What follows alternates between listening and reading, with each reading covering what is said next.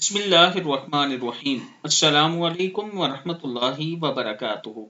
नमाज मगरिब के बाद का आज मैं अपने चाहने वालों को एक ऐसा अमल बताऊंगा कि अगर आप ये अमल कर लेते हैं तो तलवार से भी 1000 गुना तेज ये वजीफा है। आप इसको किस मकसद के लिए कर रहे हैं वो एक अलग बात है। आप इसको हर ही मकसद के लिए कर सकते हैं, कारोबार के लिए भी कर सकते हैं, इसके अलावा दुश्मन से बचने के लिए भी कर सकते हैं, रिस्क के लिए भी कर सकते हैं।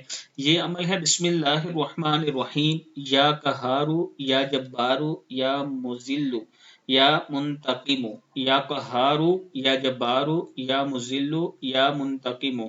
ये दुश्मन को तबाह करने के लिए भी है, तबाह से मराद के दुश्मन से बचने के लिए भी ये अमल है।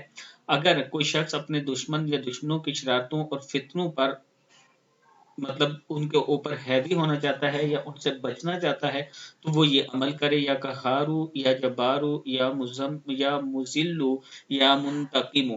पढ़ना आपने कितनी मरतबा? 41 मरतबा। मतलब या कहारू या जबारू या मुजिल्लु या मुंतकिमु, ये एक मरतबा हो गया। और इसी तरह ये 41 मरतबा आपने पढ़ना है। मकसद आपका जो भी हो, अच्छा मकसद होना चाहिए। दुश्मन से पनाह के लिए आप ये पढ़ें, अल्लाह से दुआ करें कि अल्लाह आपको दुश्मन से पनाह दे, उसके लिए भी पढ़ सकते हैं। और रिस्क वगैरह की बंदिश है अगर आप पर तो उसके लिए भी आप ये पढ़ सकते हैं। अल्लाह ताला हम सबको नेक अमल करने की तौफीक अता फरमाए। आमीन।